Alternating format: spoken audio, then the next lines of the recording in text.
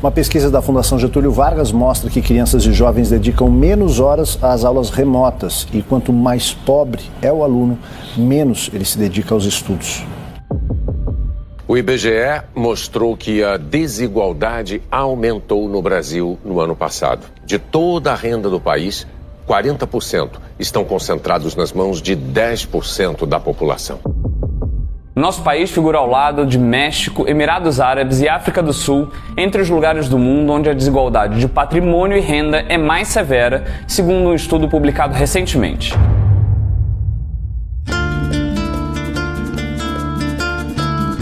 O Brasil é um dos países mais desiguais do mundo.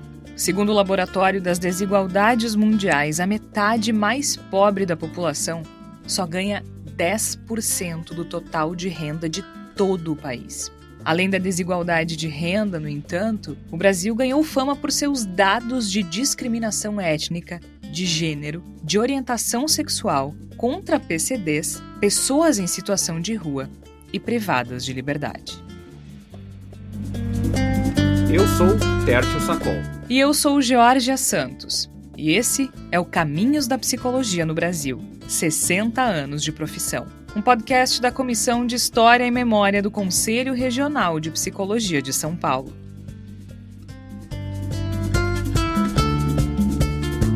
Episódio 5. Psicologia, transversalidade e coletividades. Novos e complexos contextos emergiram socialmente nos últimos anos. Diferentemente do início do século passado, quando a psicologia tinha maior protagonismo na educação e no campo do trabalho, e após a regulamentação, com o incremento do atendimento clínico em consultórios privados, hoje ela está em múltiplas realidades, locais e situações. A psicologia é transversal. E ser transversal, como lembra o filósofo Félix Guattari, é atravessar diferentes disciplinas, saberes e dimensões. No caso dos povos originários, no entanto, essa aproximação do campo é recente. O que está acontecendo aqui no território, com a gente caripuna, os madeireiros, grileiros, os invasores que estão querendo nos roubar nossa terra e estão vendendo e loteando o território que é homologado e registrado, que não deveria estar acontecendo, mas está acontecendo. E quando você vem até em loco para ver a situação, ver de perto realmente o que está acontecendo, o impacto foi grande. A 1000 metros você tem picadas já dentro da próxima que é a aldeia, né? Menos de 1% dos proprietários brasileiros detêm mais de 46% de todas as terras. O papel da psicologia junto a povos do campo emerge mais intensamente a partir do início dos anos 2000, com seminários organizados pelo Conselho Federal de Psicologia, chamados para discutir a questão da terra, desafios para a psicologia e publicações do sistema Conselhos nomeados Série Gente da Terra, Seminário Subjetividade e a Questão da Terra, como lembra o psicólogo e ex-secretário nacional dos Direitos Humanos, Paulo Maldos. Naquele momento, então, eu coordenei 2 encontros, tipo laboratório, assim, foram encontros relativamente pequenos, mas com muita profundidade, né, de prospecção mesmo, a partir do Conselho Federal de Psicologia, né, que foi um seminário de Psicologia e a Questão da Terra, que a gente organizou com o Movimento Sem Terra, com a direção do Movimento Sem Terra, foi um encontro realizado em Brasília, e Psicologia e a Questão Indígena, que foi um encontro que a gente organizou em parceria com o Conselho Indigenista Missionário e organizações indígenas, né? E depois disso, houve um desdobramento contínuo, né?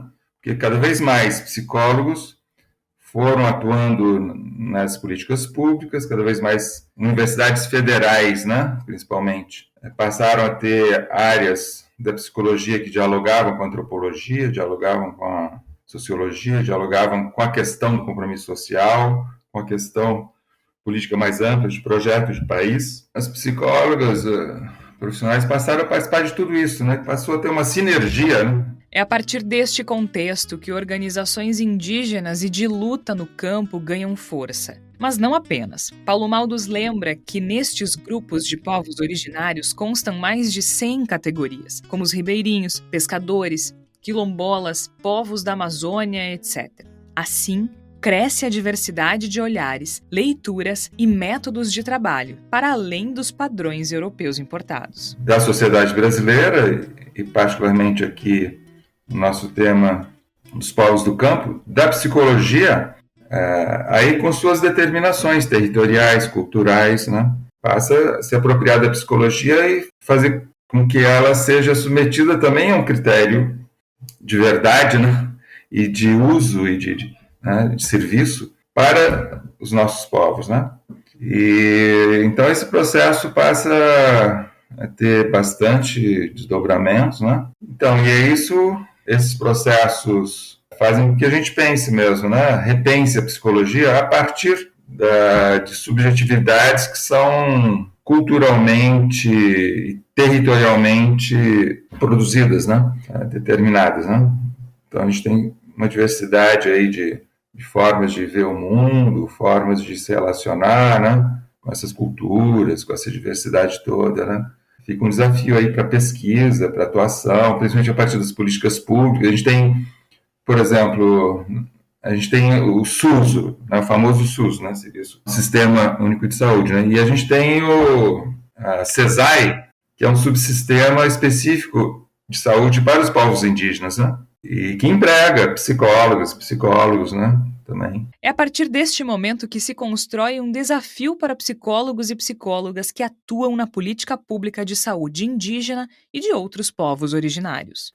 Pensar a partir da realidade dessas culturas, dessa diversidade, desse enfrentamento que ela está com a cultura hegemônica no país, com a forma de ser desses povos, com o nosso modo de ser, né, e os conflitos que dele decorrem, né?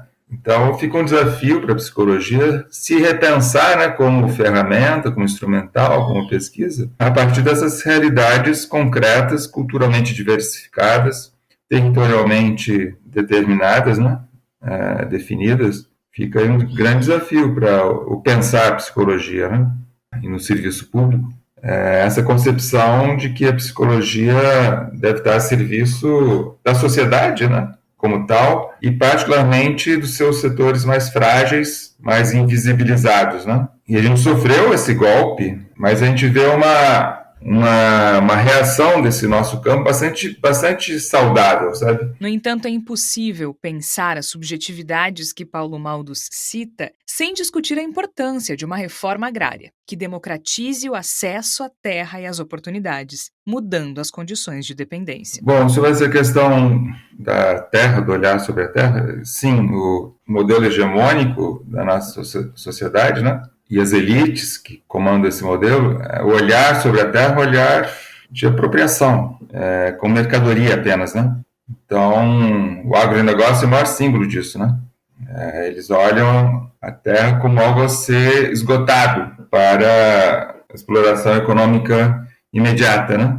Então, a gente tem aí toda essa reação contra a demarcação de terras indígenas, reconhecimento de territórios quilombolas, o reconhecimento dos territórios dos povos tradicionais, né? A gente tem uma reação muito violenta por parte do agronegócio, principalmente, né, e das elites, porque eles não aceitam que esses territórios fiquem fora do mercado, né? Fora do compra e venda, né? A gente tem aí no Brasil, em termos de demarcação de terras indígenas, que houve o reconhecimento, né, pela Constituição Federal desses territórios, né, posteriormente no processo de demarcação, a gente tem já demarcado cerca de 12% do território nacional, 13% como terras pertencentes à União, né, porque os indígenas não possuem a terra no Brasil, não tem propriedade. Lutar por políticas públicas também é o desafio de quem acompanha a situação de pessoas privadas de liberdade. Outro alvo de discriminação no Brasil. O país tem a terceira maior população carcerária do mundo, fruto da ausência ou da fragilidade de políticas públicas em educação, assistência social, urbanismo e, claro, saúde. Com a terceira maior população carcerária do mundo, o Brasil tem cerca de 710 mil homens e mulheres presos. Mais de 37% dessa população está presa sem julgamento ou condenação e com decisões judiciais provisórias injustas. 831 mil presos para 423 mil vagas. Seguindo a mesma proporção, 10 passageiros viajariam num Fusca. 24 pessoas subiriam num elevador de 2 metros quadrados. 700 paulistanos ocupariam um vagão de metrô saído da estação Carandiru. São mais de 820 mil sem liberdade no país, segundo o Conselho Nacional de Justiça. Um dado, como lembra a psicóloga e professora da Unifesp, Adriana Eico, que representa uma prática de exclusão e segregação. A sua função real opera um controle social da classe trabalhadora na sua formação majoritária, que tem a ver com os trabalhadores negros, indígenas, pobres e periféricos. Então, quando partimos dessa reflexão sobre a função real da prisão e da pena, entendemos que o nosso papel ali é o de promover espaços possíveis de humanização, espaços possíveis também de redução de danos, os efeitos nefastos do próprio encarceramento. O projeto do encarceramento em massa, ele é um projeto que se estruturou de forma mundializada, ele não é específico no contexto brasileiro, né? A gente encontra muitas pesquisas apontando para o que chamamos de um giro punitivista, principalmente no final da década de 90, meados da década de 90. Como lembra Michel Foucault, a evolução do sistema carcerário foi gradualmente transformada em técnica penitenciária, ligada à ideia de adestramento. E qual é a dimensão da psicologia nesse contexto, professora Adriana? Quando, em verdade, essa violência é um fenômeno complexo, né, oriundo aí principalmente dessas mazelas que estamos vivendo pela própria ordem social e econômica que estamos submetidos. A psicologia, né, como ciência e profissão, ela se organizou historicamente enquanto uma ciência que focou no desenvolvimento do indivíduo, destacado das suas relações sociais, esse indivíduo com uma subjetividade encapsulada enquanto uma experiência privatizada. Então, essa visão de uma ciência psicológica coadunada com os próprios determinantes do modo de produção capitalista, né? Essa noção desse indivíduo que faz a si mesmo e que se desenvolve a partir das suas próprias potencialidades, a lógica da meritocracia, da própria ideologia liberal, enfim, vai forjando uma psicologia subjetivista que visa encontrar no próprio sujeito, na sua dinâmica psíquica, que é interna, portanto, as explicações para a forma como ele age, como ele pensa e como ele sente na vida em que ele leva, né? A psicologia tem, então, protagonismo na preservação e garantia dos direitos humanos. Em seu compromisso ético-político junto às camadas populares, ela tem sim um papel importante na formulação de políticas públicas frente a todo o processo de encarceramento a que está hoje submetida boa parte da população brasileira, e que não só o encarceramento é essa expressão máxima de um projeto, assim como o próprio extermínio da juventude negra e indígena, né? São expressões máximas de como que esse projeto de controle social formal se opera hoje na atualidade, principalmente a partir aí dessa conformação que se dá pela guerra às drogas, né? Com muitas aspas, porque sabemos que o que está sendo guerreado não é contra as drogas, mas sim contra essas pessoas. E nesse sentido, a psicologia, com as reflexões que se dão de base transdisciplinar, inclusive, porque é necessário que essa psicologia dialogue com os saberes críticos oriundos das ciências sociais, da antropologia, da filosofia, da educação, do direito, enfim. Adriana Eico lembra que o processo de escuta na construção desse diálogo transdisciplinar é fundamental. Mas, para tanto, é necessário olhar para as contradições do sistema econômico e para a criminalização da questão social. Então, nesse sentido, a gente tem sim muito a contribuir para desmistificar o que significa essa noção de sujeito criminoso, o que significa a própria contribuição da psicologia, que precisa sair dessa órbita de uma profissão que é fundamentalmente marcada pela prática laudatória, né, da prática de avaliação psicológica desse sujeito e começar a produzir, na verdade, fortalecer, porque a produção disso já está presente, né? Temos muitos exemplos de práticas resistentes à psicologia no contexto da execução penal, mas fortalecer isso como a prática dominante nossa, né? No sentido de podemos oferecer espaços de escuta, de atenção psicossocial e de pontes com a vida em sociedade mais ampla, né?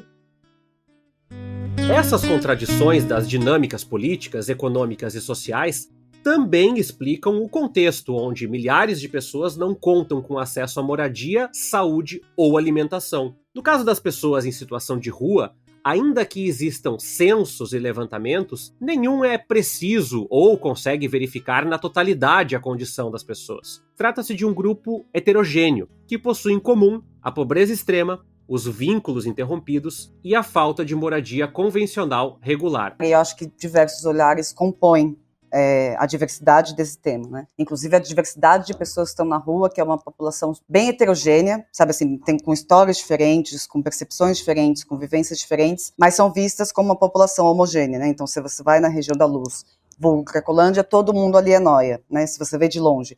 Se você se aproxima, você consegue ver quem são os usuários, quem são os moradores, quem são os donos dos hotéis, dos bares, e, enfim. Você vê a diversidade na rua estando nela, né? Estando perto dela. Mas, quando eu me refiro à escuta, eu acho que, sobretudo, eu vou marcar a condição dessa escuta, assim, né? Porque o sujeito em população de rua, ele é marcado quase por uma...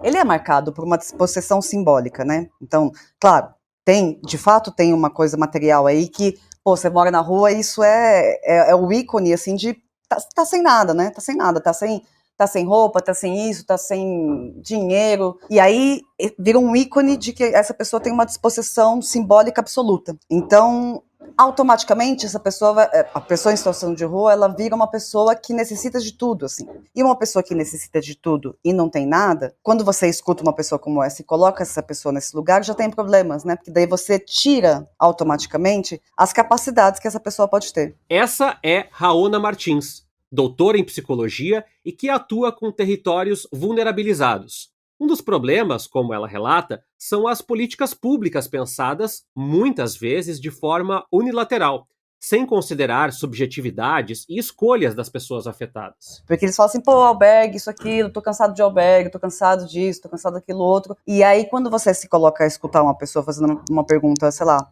e aí, como é que você tá, assim, como é que você chama? E aí, como é que foi o seu dia hoje, como é que você tá? Qualquer pergunta que vai destoar um pouco desse protocolo, né, a pessoa responde de uma forma diferente. Se você pergunta de uma forma diferente, ela responde de uma forma diferente. Essa escuta, né, então ter essa sensibilidade para poder perguntar uma coisa que a pessoa se sente à vontade de falar, com vontade de falar, se sente num ambiente assim que, sei lá, desperta ela uma vontade de contar uma história dela, pessoal, uma história de vida. Essa escuta não é privilégio dos psicólogos, né? Um assistente social pode exercer uma escuta, um historiador pode exercer essa escuta, enfim, várias profissões podem, ou seja, não é claro que a psicologia tem isso como campo instaurado. Nós, psicólogos, não somos os donos da escuta, né? Isso para traduzir as equipes transdisciplinares que atuam em regiões, em territórios e que fazem um super bom trabalho e não necessariamente são psicólogos. Só para marcar assim que, então, não é só psicólogo que escuta, mesmo a gente tendo marcado esse campo da escuta como campo profissional, né, como nossa entrada no campo científico. A psicologia se associa, então, com movimentos, campanhas, lutas e associações para discutir, elaborar e contribuir com políticas públicas. Mas a gente tem que lidar com isso, né? A gente tem que lidar com o mundo que a gente tem hoje, com as ferramentas que a gente pode inventar. Então, já faz algum tempo que a gente inventaram esse campo onde a psicologia vai se metendo em outros lugares, graças a Deus, aos orixás, a sei lá quem, mas graças a nós, enfim, aos que vieram antes de nós, graças a muita gente que lutou muito dentro de movimentos políticos, dentro dos movimentos sociais, para poder inserir a psicologia nesse lugar das políticas públicas, assim, fazendo esse recorte específico, né? Por quê? Mas aí, o que tem a ver a psicologia com as políticas públicas? Com a escuta. Você vai escutando alguém nessas condições, você vai aprimorando, assim, putz, mas essa política pública, ela fala, por exemplo, do retorno familiar como uma das coisas possíveis, assim. Beleza, pode ser legal, pode ser interessante a pessoa voltar para casa dela. Mas, às vezes, e não raro, A pessoa está em situação de rua porque escolheu sair de casa. Às vezes a rua é mais acolhedora do que o ambiente familiar que ela estava inserida antes. Então, essa escuta vai aprimorando essas políticas públicas. Então, nesse sentido, é indissociável que a psicologia ande de mãos dadas assim, com os movimentos sociais, enfim, indissociável que ela esteja associada ao aspecto social e ao aspecto político da nossa sociedade. Como lembra o geógrafo Milton Santos, no contexto de globalização, os lugares mostram os embates e movimentos de fundo da sociedade. Assim, os movimentos sociais são capazes de mobilizar vozes e articular causas. Raona acredita na potencialização disso. A nossa luta é essa, né? É inserir cada vez mais movimentos sociais e pessoas que possam representar, por exemplo, né? As pessoas se engrenarem nesse mecanismo de movimentos sociais para terem voz nesses espaços, porque são espaços difíceis, às vezes são espaços burocráticos, são espaços que precisam de muita força política, precisam de muita nutrição, precisam de muita gente, precisam de muita articulação, para eles se manterem vivos o suficiente para essa voz aparecer, assim, olha, a gente não quer mais um complexo de acolhimento, a gente não quer mais ficar em albergue, a gente quer um aluguel social, então por que vocês continuam construindo centros de acolhida milhares? Por que vocês continuam construindo albergue? A gente não quer mais essa onda, assim. Então, por que não tem ainda, assim, essa é a nossa luta, assim, né? E também é a pergunta das pessoas que a gente atende, das pessoas que a gente tem vínculo, passa a ser a nossa também, assim. Por que demora tanto? Por que a gente não, né? Porque com essa força política, com essas pessoas, com essa representatividade, com a maior parte das pessoas dizendo, assim, o que quer, a que veio, nos espaços que a gente vai cavando, que a gente vai criando dentro do Estado para falar, o que acontece para isso não acontecer. E é essa transversalidade das pautas da psicologia que pode ajudar a construir uma luta mais ampla. Tem isso acontecendo, tem esse momento da educação, assim, né, do neoliberalismo avançado que sempre não vai emperrar a gente, assim, vai emperrar isso. Mas eu acho que nesse momento também tem diversos coletivos, diversos grupos, o próprio Conselho de Psicologia. A resistência sempre se fez por minorias, né? E eu acho que o lance é poder pensar que essas minorias se unem, essas pautas se vão ficando transversais na medida que, assim, uma pauta traz a outra, assim, né? A questão da negritude traz a questão da branquitude, traz a questão da infância, que traz a questão do LGBTQI+, que traz a questão do alcoolismo, que traz a questão das drogas, sabe assim, uma pessoa apenas pode trazer todos esses discursos contando a história dela. E quando falamos em grupos vulneráveis, como citou Raona, é inevitável lembrarmos da população LGBTQIA+. Além dos problemas históricos, diferentes discursos institucionais passaram a validar preconceitos e estimular a discriminação. Segundo o relatório Violência contra LGBTs+, nos contextos eleitoral e pós-eleitoral, 92,5% verificaram escalada de violência contra esse grupo desde o segundo semestre de 2018.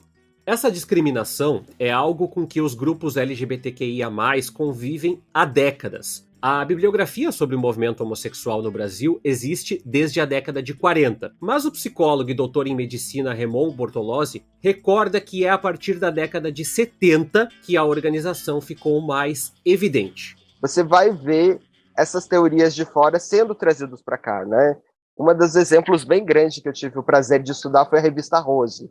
A revista Rose é a primeira revista no masculino no Brasil, produzida em Curitiba, no Paraná, e que trazia esse debate internacional do que já era orientação sexual, o que era, ali na época se discutia se era opção, natureza, preferência, já se trazia o debate sobre homofobia enquanto conceito, super interessante também, buscava-se colocar essas várias identidades que se iam estruturando.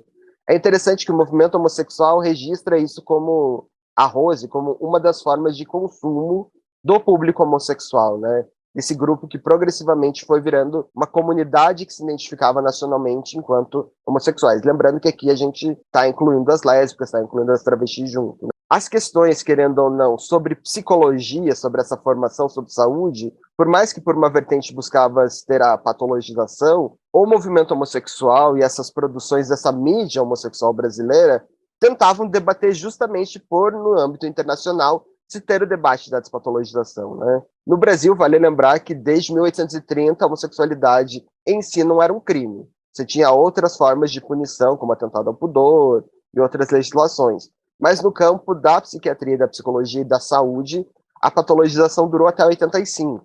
Então, você vê um descompasso de 73 até 85 e uma organização desse movimento. Há uma crescente organização do movimento e há um incremento de pesquisas e estudos desde perspectivas mais clínicas até as que trabalham com a ideia de adoecimento por causa do preconceito. Também é aí que se insere a psicologia social, passando pelo entendimento da discriminação a partir da formação social e não apenas olhando para questões do corpo. Então é interessante que o movimento toda hora, seja o movimento, a mídia, está dialogando com a psicologia. A psicologia busca produzir isso, né? Dentro aqui da Universidade de São Paulo, da USP, a gente encontra algumas pesquisas na psicanálise já da década de 70, trabalhando com conceitos, por exemplo, identidade de sexo, não como a gente usa hoje, identidade de gênero, mas vendo pesquisas internacionais como do Stoller, né, a questão dos papéis sociais, a questão do conceito de transexualidade, vindo para cá e transformando a psicologia. Então, é um assunto que, seja do começo da estruturação dela até o contemporâneo, é um dos assuntos chaves, né? Mas, repito, sempre do campo, pela nossa herança médica, do campo da clínica, né? O que é um campo extremamente importante, né?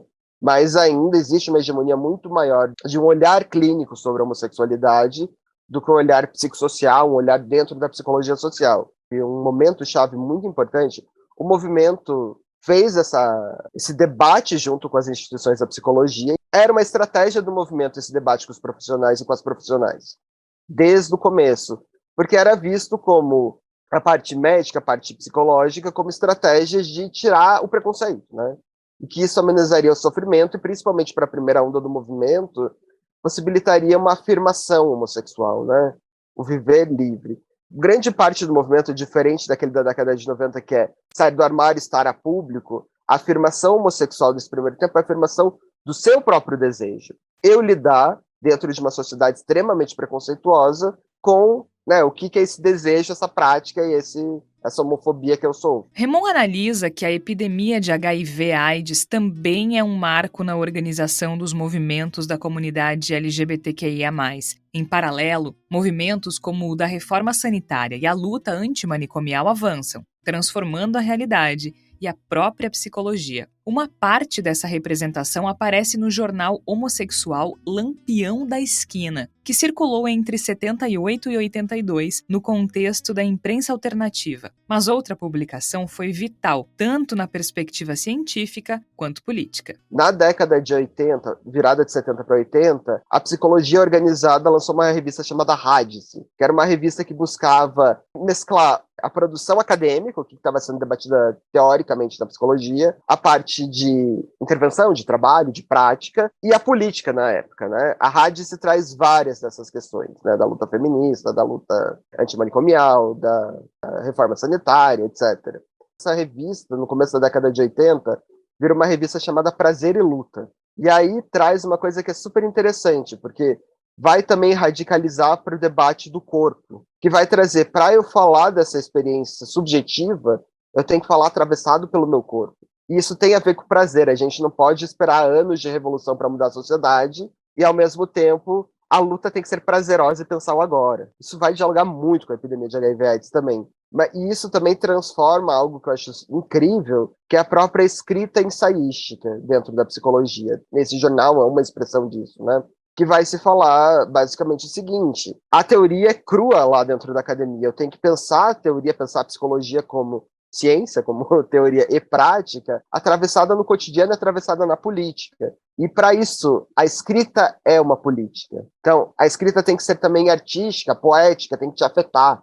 Tem algo de radicalização muito interessante da mudança da produção dessa época, né? E que diz sobre cidadania, democracia, solidariedade, que a gente vai ver muito nesse momento. As tradicionais escolas de saúde encontram na epidemia de HIV/AIDS um desafio que só pode ser resolvido com o diálogo junto ao movimento. A própria camisinha como dispositivo de prevenção surge a partir deste debate. É o começo de uma abertura para você ter leituras ou espaços de conceitos da cultura, então, homossexual, ou LGBT, que progressivamente é ganhando esse nome, dentro da psicologia. Então, quando a gente está dialogando sobre camisinha, quando a gente está dialogando sobre progressivamente orientação sexual, a gente já não está mais dentro qual o conceito melhor de ajuste ao seu corpo, ao seu psicológico, etc. A gente está dialogando com os movimentos. Isso é super interessante e é um diálogo da psicologia com as ciências sociais e com a pedagogia também.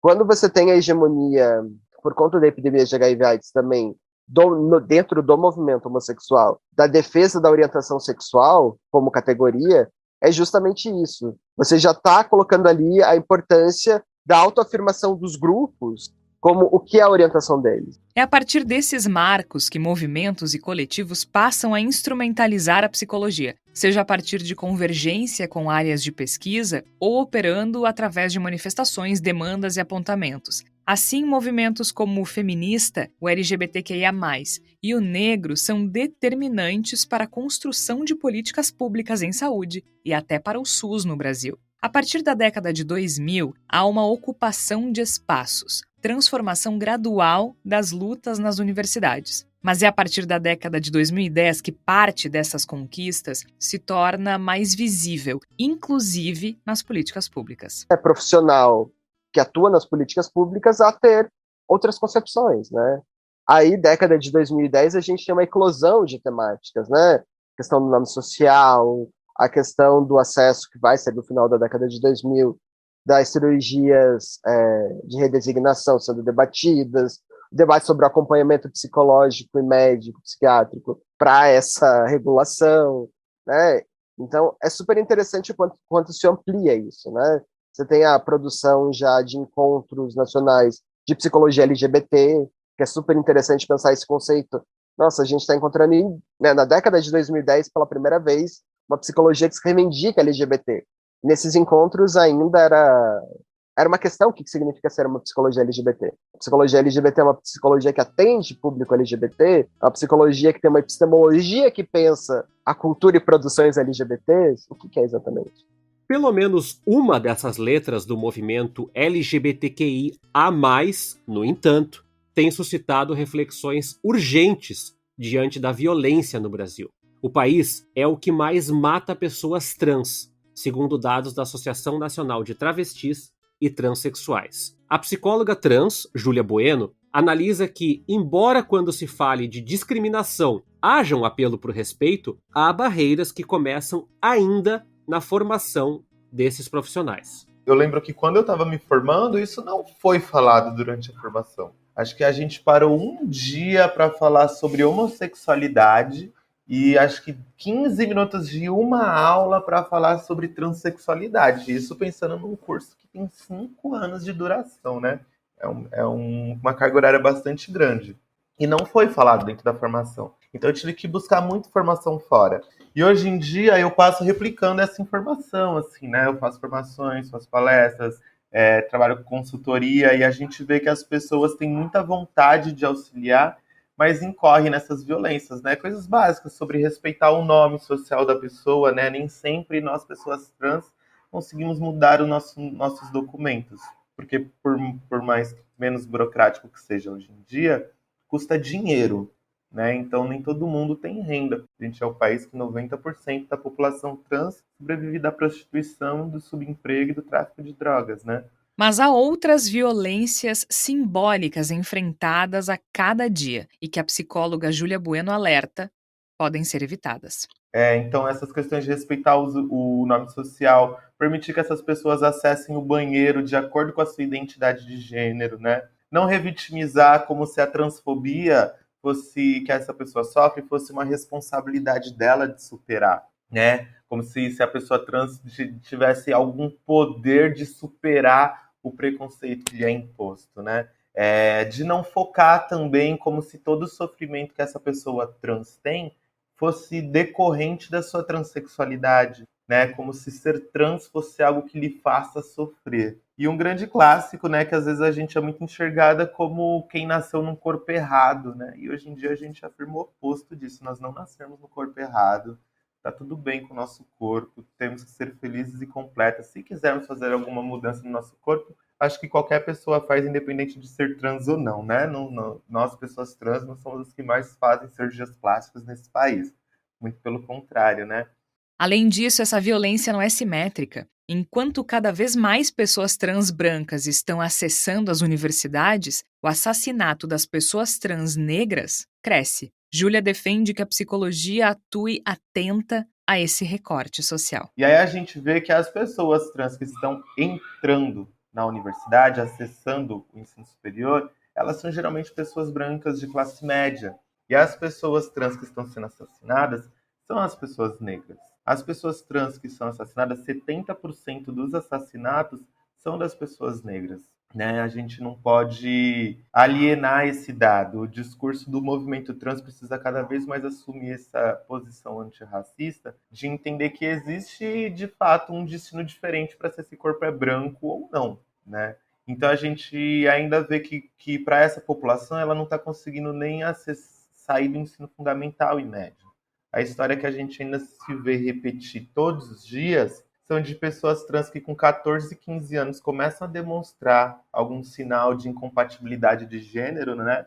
As meninas trans começam a ficar mais afeminadas, os meninos trans começam a se masculinizar, e isso faz com que suas famílias comecem a expulsá-los de casa. E ao serem expulsos de casa na adolescência, também evadem da escola. E a partir daí entram ou no tráfico de drogas ou na prostituição, e até os 35 anos são assassinadas. Júlia lembra que é papel da cisgeneridade debater a opressão histórica e fazer com que diferentes ramos da psicologia abarquem esses debates. Essas questões relacionadas a gênero, raça, questões LGBTs, elas deviam estar transversais a todas as matérias. Por exemplo, na psicologia, as questões relacionadas à comunidade trans, ela devia ser falada dentro da psicologia do esporte, dentro da psicologia do trabalho, dentro da psicologia social, dentro da psicologia clínica, dentro da psicologia do RH.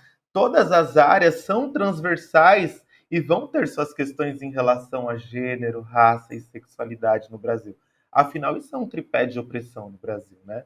O Brasil se funda com isso, né? Foi o massacre indígena, a escravidão da população negra e a perseguição da população LGBT desde o início que os colonizadores chegaram aqui. A gente tem um problema que já dura 500 anos, mais, né? A manutenção de direitos também não é algo garantido no movimento de luta em defesa das pessoas com deficiência. Segundo uma pesquisa realizada pelo movimento Web para Todos, o número de sites brasileiros aprovados em todos os testes de acessibilidade representam menos de 1% do total. Apesar disso, apenas 1% das pessoas com deficiência está no mercado, o que dificulta essa inclusão é o capacitismo. A mestre em educação e psicóloga PCD Laureane Lima cita um diferencial da luta. Poucas pessoas com deficiência chegavam ao ensino superior até poucos anos atrás, o que dificultou articulações. Segundo o IBGE, com base em dados de 2018, ainda que o número de estudantes com deficiência venha aumentando, ainda é inferior a 1%. Do mesmo modo que na psicologia, a discussão dos estudos de gênero entrou quando psicólogas que também faziam parte de movimentos feministas começaram a inserir esse debate na psicologia, ele vai apontando também um movimento parecido com o das pessoas com deficiência. Então, a gente teve, né, no final do século passado, na verdade, produções como da Lígia Amaral, que era uma psicóloga com deficiência, e que introduziu um debate de uma perspectiva mais crítica da deficiência na psicologia, diferente de uma perspectiva, até aquele momento predominante, e na minha compreensão, ainda hoje também predominante, que era de uma compreensão da deficiência a partir de uma perspectiva biomédica, que a entendia como um desvio da normalidade, né?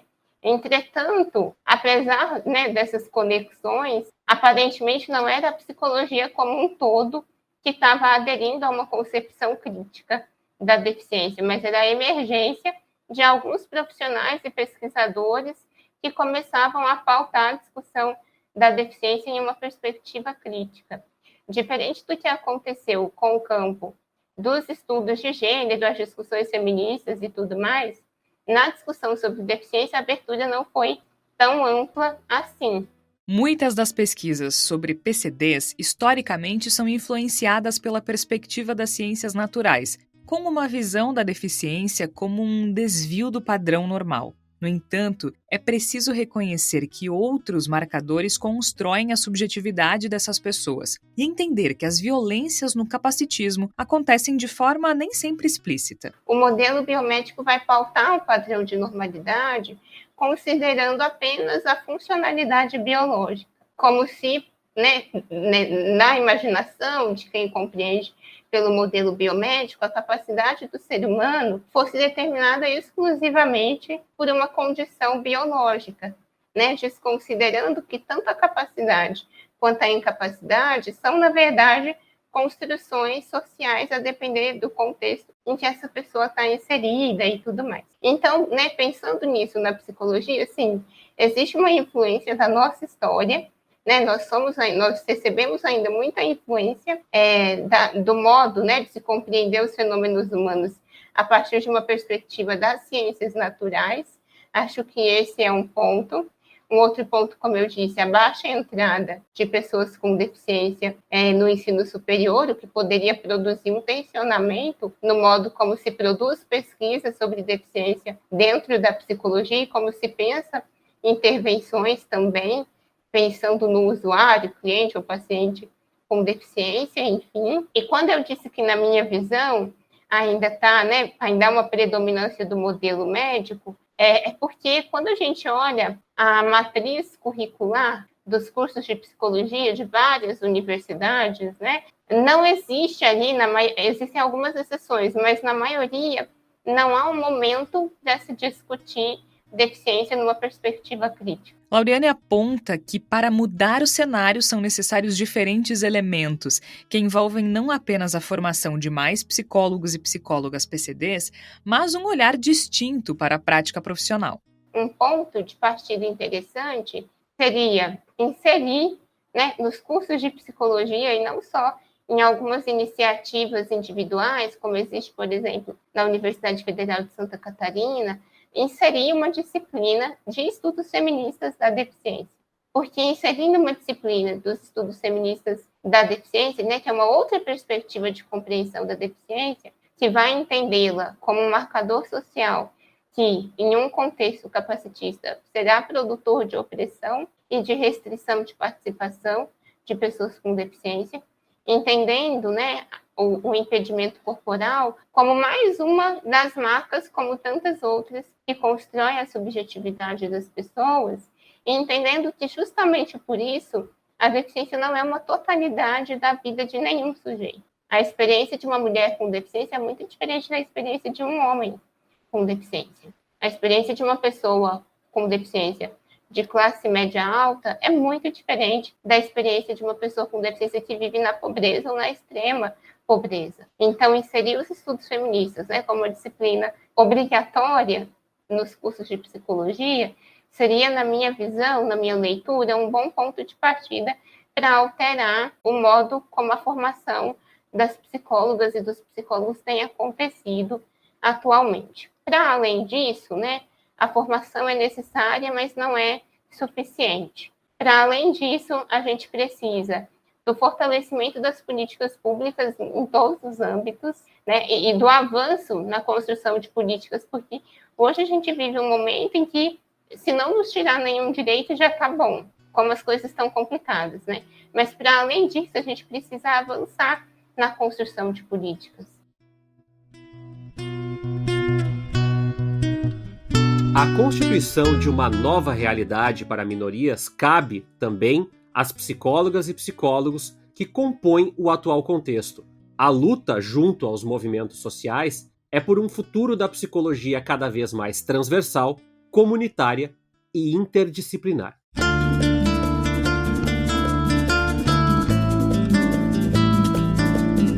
Caminhos da Psicologia no Brasil, 60 anos de profissão é um podcast da Comissão de História e Memória do Conselho Regional de Psicologia de São Paulo. Este episódio usa trechos de materiais jornalísticos de Rede Globo, TV Cultura, TVT, CNN Brasil, BBC Brasil, Jornal O Globo e do documentário Guardiões da Floresta Terra Indígena Jaraguá. O CRP São Paulo agradece às instituições do Fórum de Entidades Nacionais da Psicologia Brasileira por suas contribuições com este podcast. Um agradecimento especial às entrevistadas e entrevistados que participaram deste episódio. em ordem alfabética, Adriana Eico, Júlia Bueno, Laureane Lima, Paulo Maldos, Raona Martins e Remon Bortolozzi.